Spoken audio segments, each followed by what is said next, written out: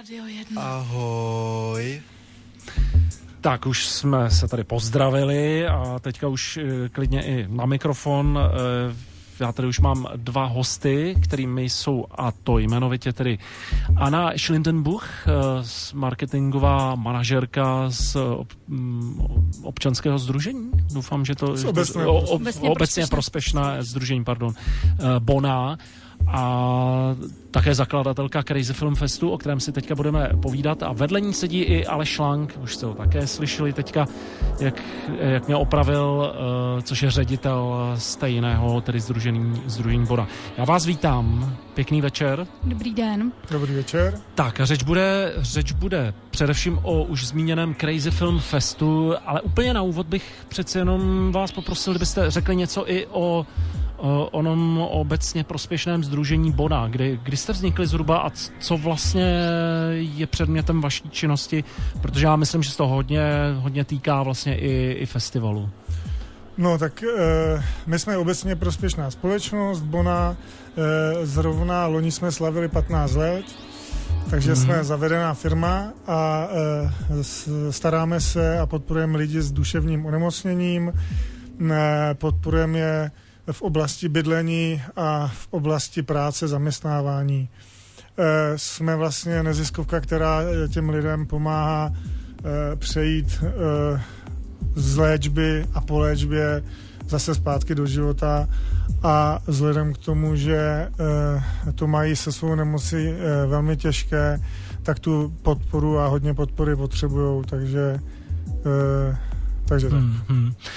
Vy jste říkal, budu vás citovat, zavedená společnost, ale přeci jenom spustit takhle vlastně dá se říci hodně vyhraněný festival vám může ještě víc pomoct, vlastně upozornit na vaši činnost a tak dále, můžete spojit navíc příjemné s užitečným, tak teďka vás bych poprosil, ano, jestli můžete přiblížit, kdy se zrodil ten nápad tak vůbec přijít s tímhletím festivalem. Určitě to na jednu stranu propagace Bony, ale na druhou stranu je to snaha o nějakou destigmatizaci. To znamená, chceme přispět k tomu, aby se společnost na naše klienty nebo ty lidi, kterým pomáháme, nekoukala skrz prsty, protože, jak říkal Aleš, tak ten život je pro ně jako velmi složitý a ta složitost nevyplývá jenom z jejich onemocnění, ale i z toho, že teda ten názor na ně je jako kolikrát velmi vyhraněný a velmi, velmi negativní.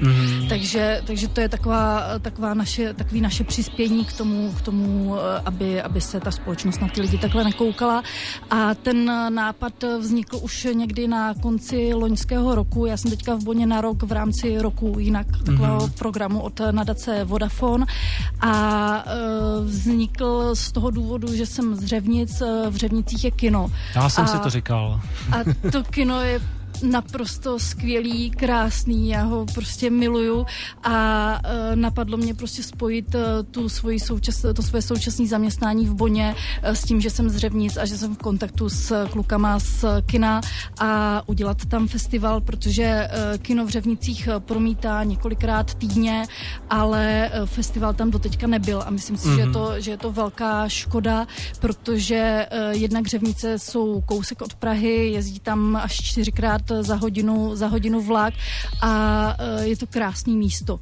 Kromě toho, že je tam kino, je tam třeba Modrý domeček, což je kavárna, kterou provozuje další sdružení, který s náma festival dělá a je tam knihkupectví, třeba je tam čajovna, takže naším cílem je, aby ten festival oživil celé to město a aby kromě toho, že bude v kině, tak aby byl i v těch dalších prostorách a aby si ty lidi užili tu atmosféru tady té prvorepublikové zástavby a aby zjistili, že Řevnice jsou úžasné místo. No, vyrazila jste mi úplně jednu otázku teda z ruky, protože jsem si říkal... Vůbec, ono by na to došlo prostě, protože jsem si říkal, že někdo z vás určitě bude z Řevnic, že jak vás to vlastně napadlo umístit ten festival tam. O takový hudební most vlastně se pokouší už léta mezi takzvaně duševně zdravými a lidmi s duševním onemocněním se snaží už léta festival Mezi ploty třeba, ale filmový festival s takovouhle tematikou tady vlastně nevím o tom, že by tady byl. Nicméně je něco podobného ve světě? Inspirovalo vás něco v zahraničí? Tak těch pokusů o filmový festivaly, nebo pokusů, teďka to znělo jako hnusně, ale byly tady nějaké takové záležitosti. Byly jednak i v léčebně a v Kinu Mat. Dneska mi zrovna říkal doktor Jarolímek, že před lety dělal něco podobného v Kinu Mat.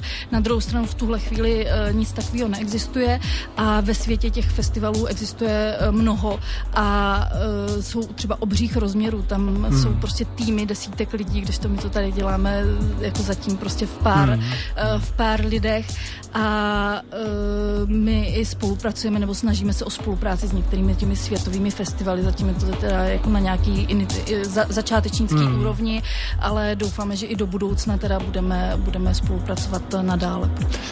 Tak první ročník je před námi. Doufám, že počítáte s tím, že byste tímhle chtěli založit nějakou pěknou tradici novou. Teda. Určitě.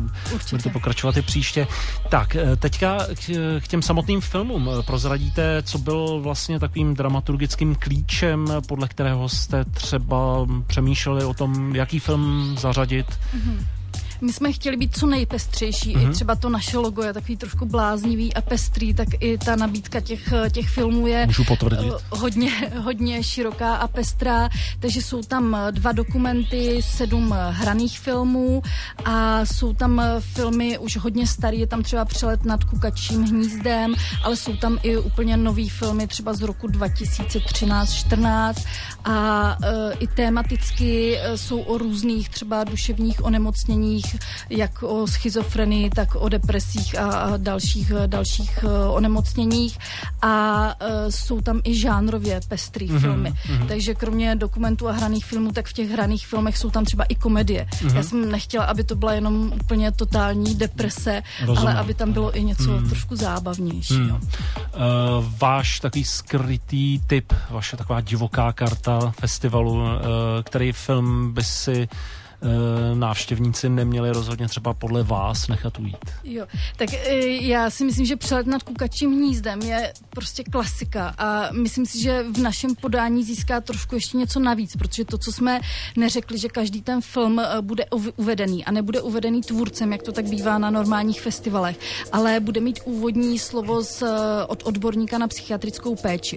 A Přelet nad kukačím hnízdem uvede doktorka Štochlová z psychiatrické nemocnice Bohnice a myslím, že i když ten film všichni známe, tak to, že bude uvedený těmito slovy, tak že to prostě získá něco navíc a je to náš úvodní film a myslím si, že k tomu festivalu prostě patří. Takže i když jsme ho viděli 1000krát, tak jako já si myslím, že je to prostě fajn, že tam bude.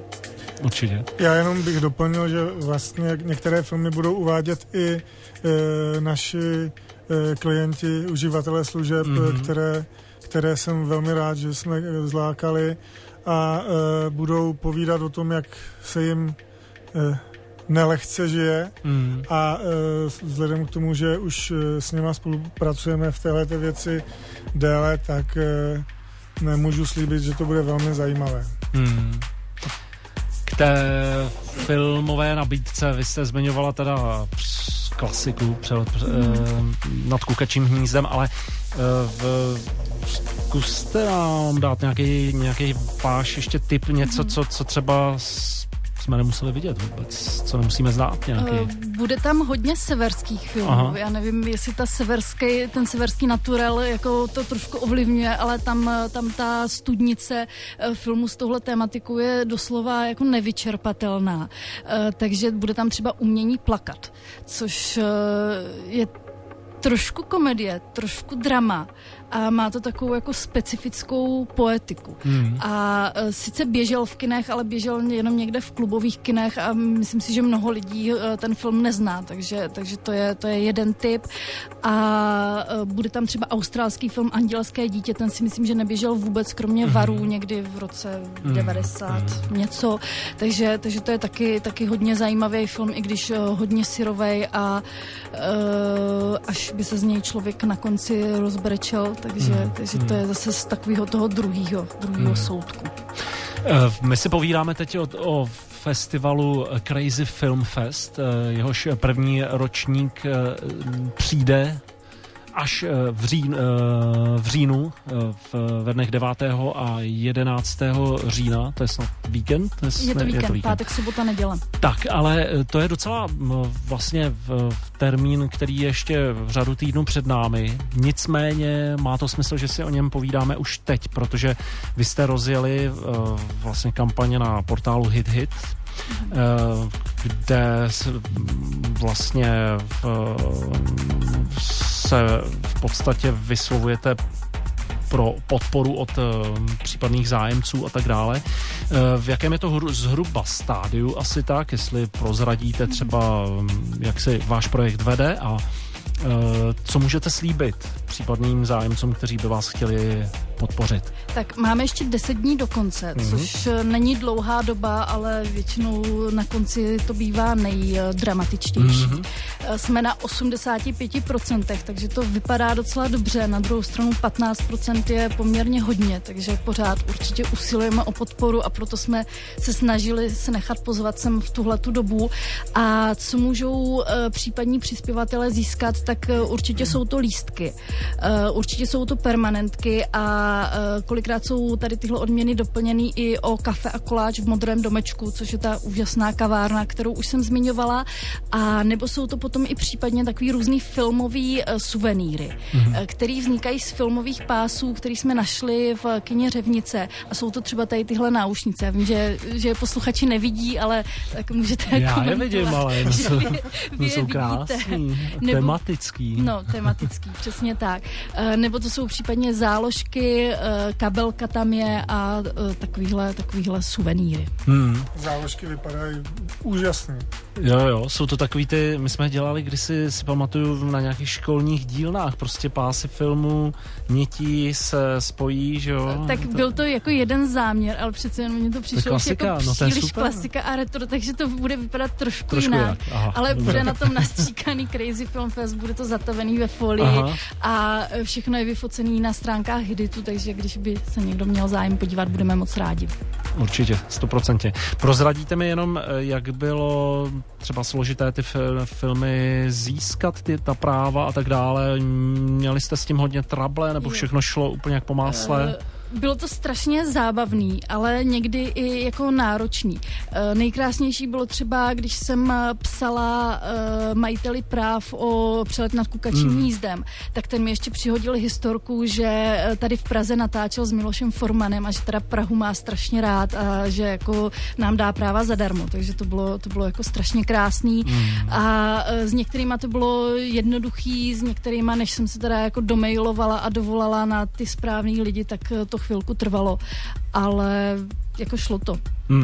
Super.